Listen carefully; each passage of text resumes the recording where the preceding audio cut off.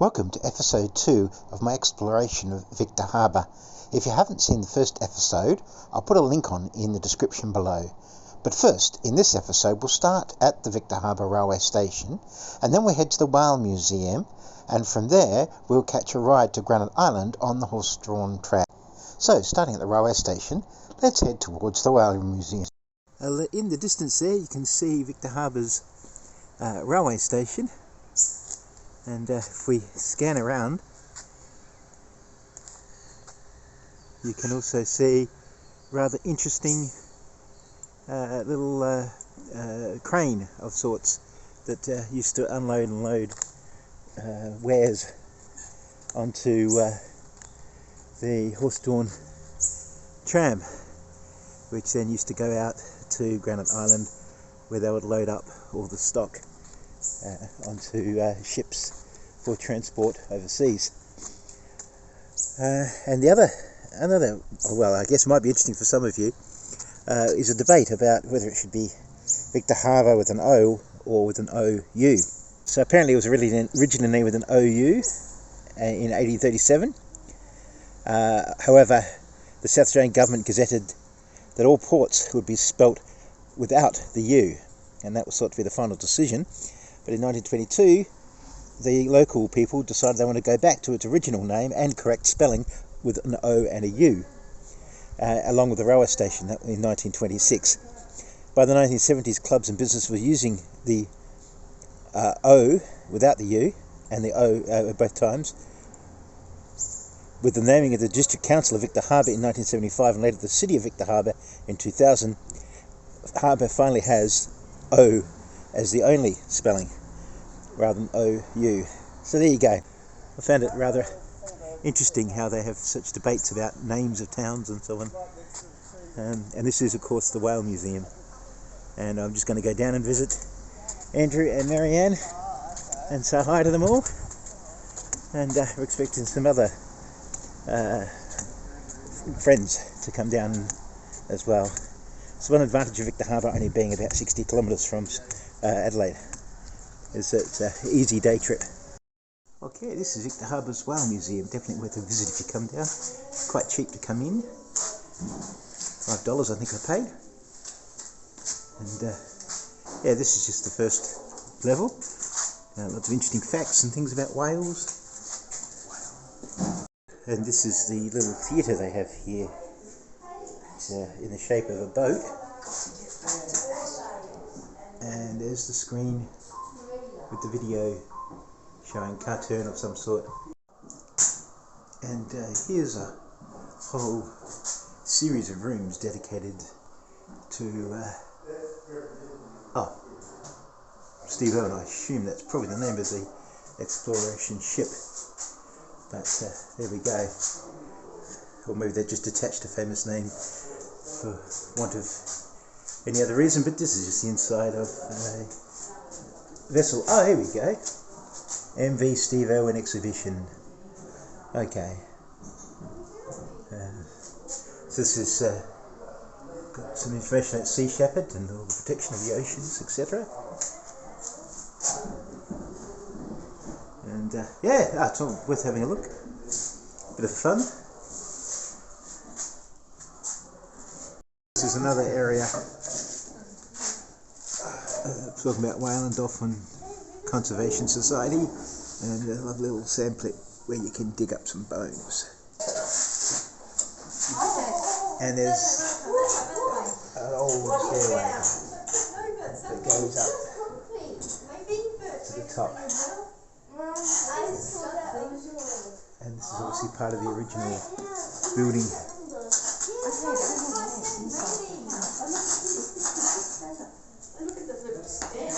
And the top floor, which is actually the ground floor, is the information centre, and you can see quite clearly that it's part of the original goods shed,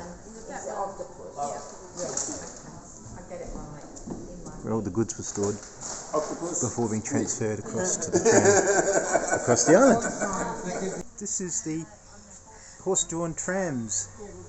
We can't actually go in there.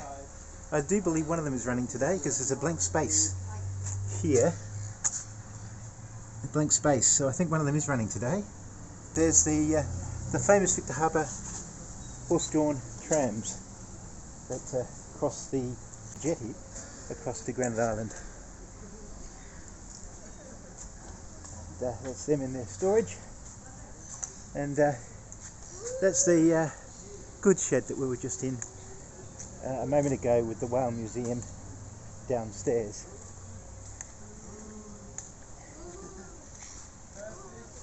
And as you can see, beautiful bright sunny day today. Looking down towards the Granite Island there in the background, with the wharf in between. And the reason I'm stopped here is because there is some original points where we could change the line, lift up and back over from left to right to change the tracks depending on whether you wish to go into the left or the right. And here's the beautiful ticket to the horse-drawn tram, and we're now inside said horse-drawn tram. And thank you, Matthew, for your commentary, ongoing commentary there, but I'm going to have to take over right now, simply because the noise in the background got way too difficult to hear. So I was just saying that the view from the top is absolutely magnificent, but I won't be able to go up there because the steep stairs would prohibit me from not necessarily getting up there, but certainly getting down. And I have to say, you really must come and try this horse-drawn tram when you come to Victor Harbour. It's absolutely fantastic. Have a look at the view out the front there. It's just wonderful. Yeah, it's just such a unique experience. The trainers, I got to know them, or I should say the conductors who take care of the horses. I got to know them, talk to them a bit, and they certainly care for their animals, probably more than they actually care for the tram itself. And that's where they stabled there in the background, just behind the building there. And they certainly live a very fulfilled life. They're obviously been bred to tow trams, and the conductors were saying that the horses just can't wait to get going, and during COVID they really struggled to give them suitable exercises, and they really missed the trams. And even now they feel like they want to pull trams even when they're not actually supposed to do so. There's quite a few of the horses, so they don't work the whole day. They do take it in turns. And here we are pulling out from Victor Harbour and across the jetty towards Granite Island. The jetty was replaced just recently, with the old one becoming too rotten to be able to be saved. But it wasn't the first time the jetty has been rebuilt. It's been rebuilt many times over its history. Anyway, that's probably enough from me. So sit back, relax, and enjoy the entire trip across Granite Island. And I'll occasionally pop in for a few comments here and there. While we're here, is the Victor Harbour beach and what they call the bluff, the big knob thing at the end of the peninsula there. And there's a few sailboats out there racing today. And there's the old jetty. Probably can see the little stumps there where the old jetty used to be. Of course, last time I was here, it was the only jetty there was to walk along. But it's definitely gotten away in recent years, and hence why they built this brand new one, which we're now going across.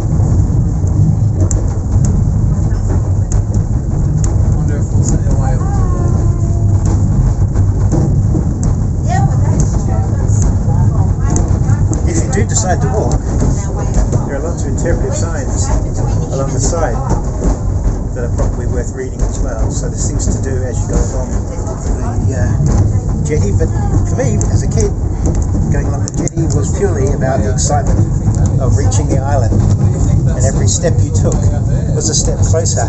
to the island itself, an island of mysteries and wonders. At least it was when I was a kid, and I'm sure it won't be too much different now. For those who wanted to walk around the island, there's plenty to see, including the Devil's Eyes and the Umbrella Rock, amongst other things. In fact, there also used to be a cable car to the top of the island, pretty much straight ahead from where we are. There used to be a cable car that went to the top of the island, but that was removed, I think it was in the 2000s.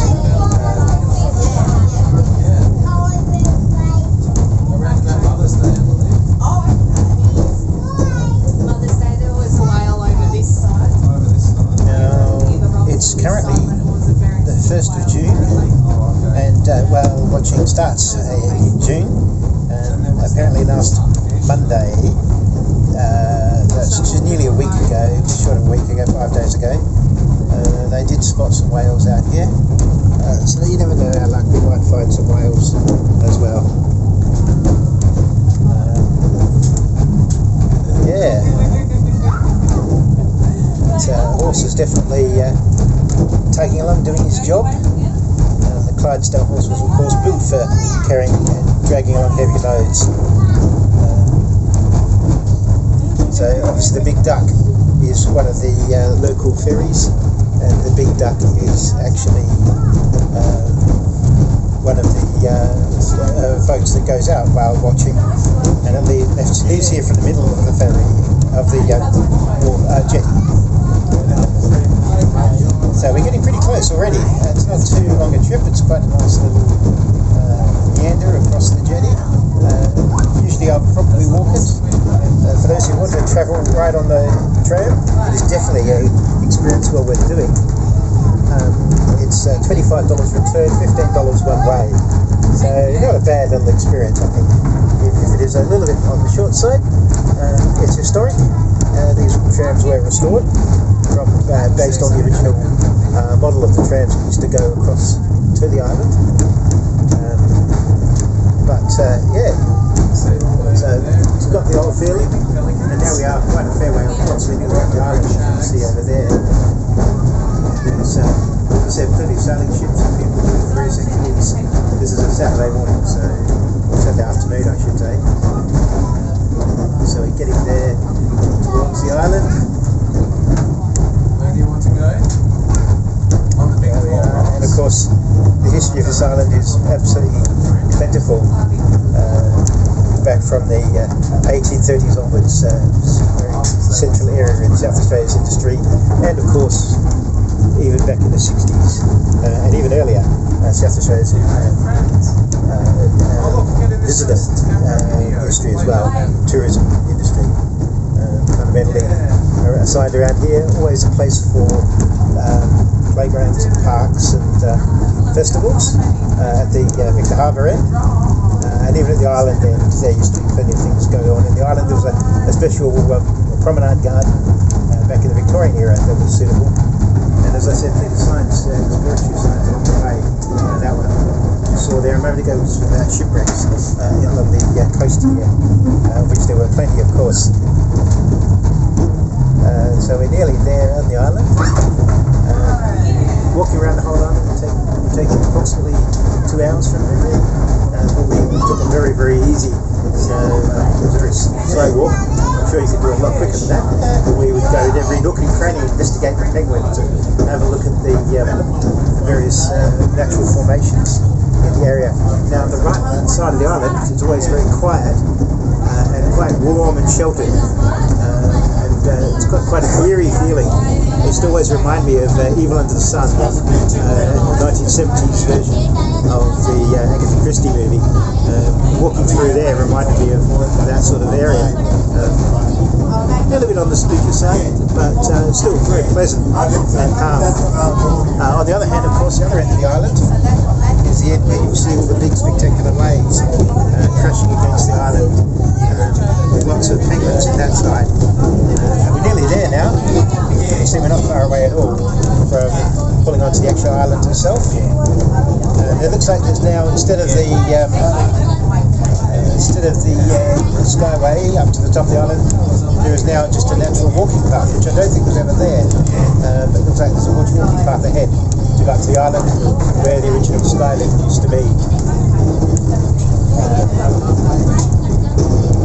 So we are now we're going to go right down to the point on the tram. So it actually goes further than you might realise. It doesn't just go across the ferry.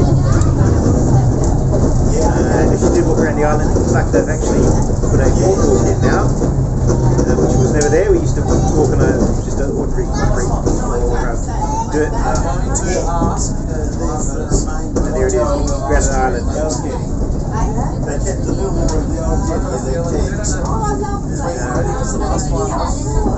There's people waiting across the jetty.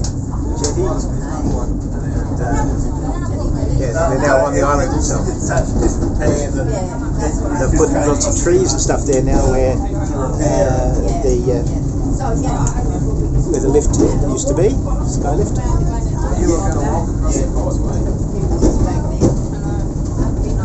It's a beautiful island. It is lovely walking around its natural bushes and so on, but also the beautiful scene here with the harbour itself, right down to going across to the harbour.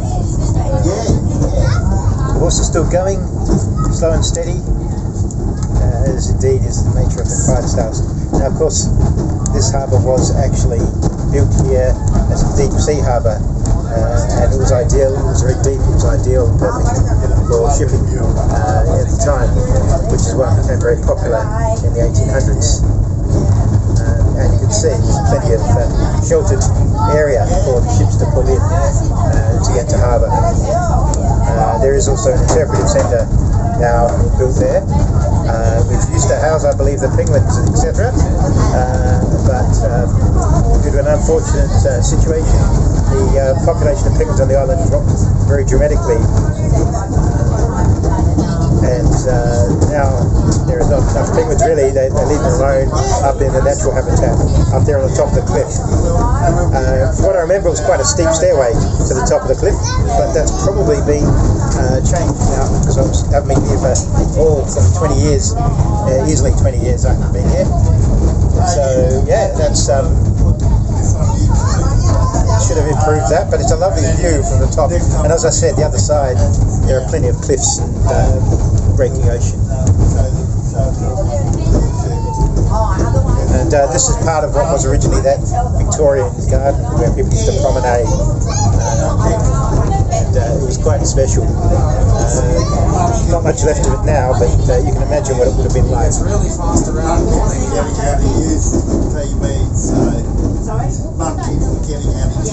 They give us at Moreton Bay figs, I believe. It's like Moreton Bay fig.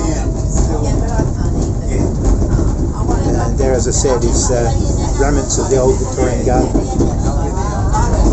And the quarry here that was there, they quarried a lot of the local stone from here to build some of the buildings.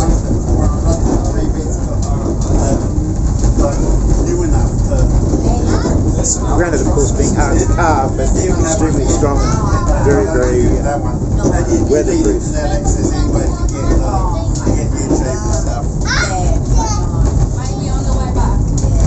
And here we are, coming up towards the interpretive centre.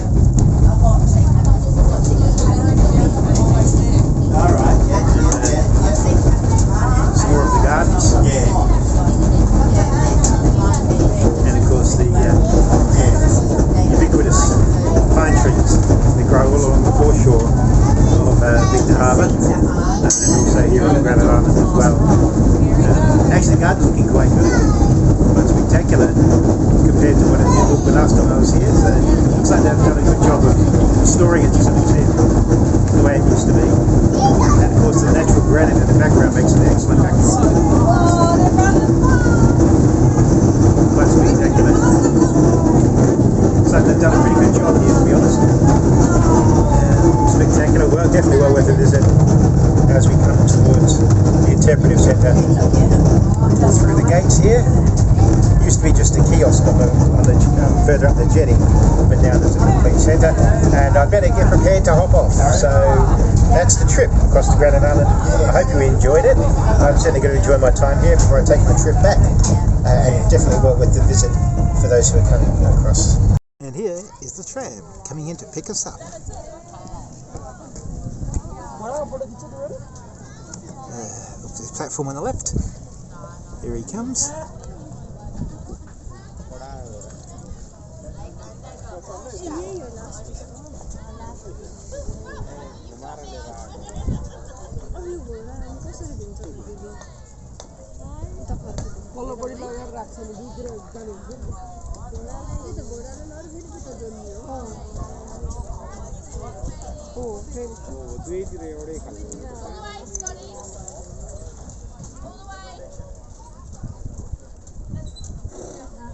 we are.